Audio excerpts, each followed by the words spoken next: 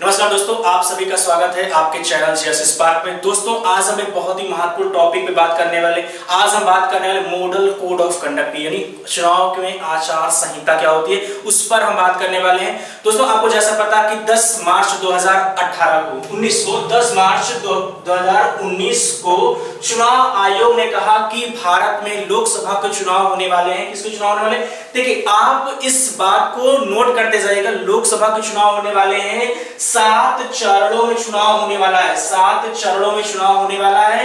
11 अप्रैल से स्टार्ट हो करके ये 19 मई तक, जी हाँ 11 अप्रैल से लेकर 19 मई तक 7 चरणों में चुनाव होने वाले हैं। लोकसभा के कितनी सीटों के लिए? 543 सीटों के लिए। देखिए मैं कुछ चीजें आपको इससे अलग भी इतर भी बताते जा रहा हूं, जिससे आपको अन्य एग्जाम्स में जो क्वेश्चंस आते हैं उनमें भी हेल्पफुल हो सके वो चीज।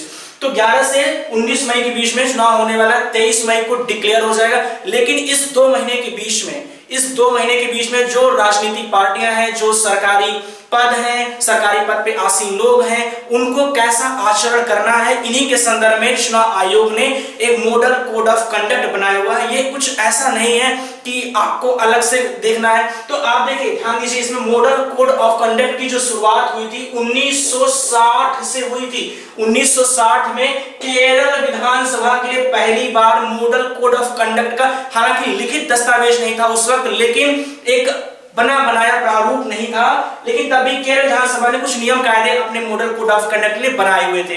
1962 में पहली बार, 1962 में पहली बार लोकसभा चुनाव में मॉडल कोड ऑफ कंडक्ट की शुरुआत हुई थी 1962 में। 1979 में देखिए कुछ इतिहास की बातें भी जान लीजिए।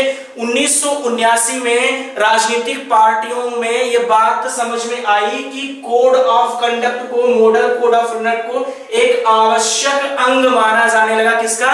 चुनाव का। तो मॉडल ऑफ कंडक्ट के बारे में आज हम बातें करने वाले हैं, लेकिन उससे पहले आप कुछ चीजें जान लीजिए कि ये 17वीं लोकसभा के लिए चुनाव होने वाला है। रखिए 17वीं लोकसभा के लिए 2019 में चुनाव होने वाला है। एक बात आपको बता दें, ये भारत के पहला आम चुनाव होने वाला है जिसमें 21वीं सदी में पैदा हुए बच्चे भी जो है वोट डाल सकते हैं। 21वीं सदी में पैदा हुए बच्चे भी वोट डाल सकते हैं। ये पहला चुनाव होने वाला है हमारा मॉडल कोड ऑफ कंडक्ट के तहत। ठीक है, एक बात और जान लीजिए, लगभग 90 करोड़ मतदाता, जी हाँ 90 करोड़ मतदाता चुनाव में इस वक्त पार्टिसिपेशन करेंगे। और यूथ, भारत सबसे बड़ा यूथ का देश कहा जाता है, तो लगभग 1 करोड़ 50 लाख, संख्या देखते रहिए, 1 करोड़ 50 लाख लगभग उन युवकों की संख्या है जो 18 से 19 साल के बीच के हैं। 1 करोड़ 50 लाख व्यक्ति। इसी वक्त चुनाव आयोग ने एक नई घोषणा जानकारी दी है। उसमें कहा है कि एक एंड्रॉइड ऐप, जी हाँ एक एंड्रॉइड एप्लीकेशन लॉन्च किया जिसका नाम है सी विजिल।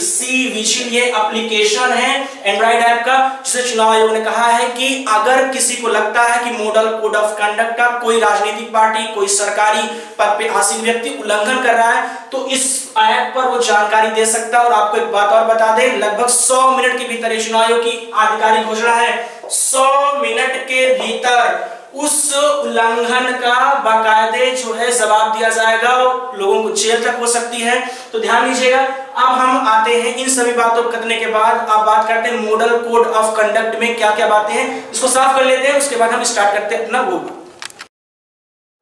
तो दोस्तों अभी तक हम बात कर चुके हैं कुछ चुनाव आयोग के संबंध में जो नोटिफिकेशन आई थी, जितनी लोग पार्टिसिपेशन करेंगे। अब हम सीधा बात करते हैं मॉडल कोड ऑफ कंडक्ट, यानी चुनाव में आचार संहिता, इसको चुनाव आचार संहिता बोलते हैं। देखिए ये एक तो पहला जिसका प्रोविजन है वो ये है चुनाव आचार संहिता का कि धार्मिक व भाषाई व लिंग या किसी अन्य आधार पर, देखिए लिखते रहिए, किसी अन्य आधार पर राजनीतिक पार्टियों को मनाही है, मतलब इसका क्या मतलब? इसका मतलब यह है कि कोई भी राजनीतिक पार्टी धार्मिक, भाषा व लिंग के आधार पर लोगों को प्रोत्साहित नहीं कर सकती, उत्साहित नहीं कर सकती कि वो उनके लिए जो है वोट करें। दूसरी बात, सरकारी मशीनरी का उपयोग नहीं किया जा सकता। जी हाँ, जितनी भी सरकारी पद पर आसीन लोग हैं, सरकारी मशीनरी में उसके गाड़ी भी आ जाता है, बंगला भी आ जाता है, पैसा, यहाँ तक कि पैसा भी, जी हाँ, पैसा भी आ जाता है। यानी कोई राजनीतिक पार्टी चाहे वो उस पद पर, जैसे मान लीजिए केंद्र में सब भाजपा की सरकार है, तो भाजपा के सरकार के वक्त भी याद रखिए, भाजपा अपने प्रचार के लिए एक राजनीतिक पार्टी की हैसियत से सरकारी पैसे का उपयोग नहीं कर सकती। जी हाँ, सरकारी पैसे का उपयोग नहीं कर सकती। 2001 में, इसी में एक बात देख लीजिए, 2001 में भारत यूनियन वर्सेस हरबंश सिंह मामले में सुप्रीम कोर्ट ने यह याचिका में कहा था कि कोई भी सरकारी पद का इस्तेमाल केंद्र सरकार या राज्य सरकार अपने फायदे के लिए नहीं कर सकती है। तीसरी जो बात है, सबसे महत्वपूर्ण बात है, वो वोटरों को रिझाया नहीं जा सकता। वोटरों को रिझाया नहीं जा सकता। रिझाने का मतलब होता है किसी भी नए पद का, किसी भी नए प्यूपल, मान लीजिए है ना, धान, किसी भी चीज का उद्घाटन नहीं किया जा सकता। मान लीजिए पुल है, सड़क है, इत्यादि चीजों का उद्घाटन नहीं किया जा सकता। दूसरी चीज इसमें कहा गया है, नेक्स्ट बात है कि किसी भी पोलिंग बूथ के 100 मीटर के अंदर, ध्यान दीजिए, 100 मीटर के अंदर, पोलिंग बूथ के 100 मीटर के अंदर कोई भी राजनीतिक पार्टी अपना प्रचार प्रसार नहीं कर सकती, प्रचार प्रसार नहीं कर सकती। और पांचवी बात, लाउड स्पीकर का इस्तेमाल अगर कोई राजनीतिक पार्टी करना चाहती है तो उसे पुलिस प्रशासन से क्या लेना होगा, अनुमति लेना होगा।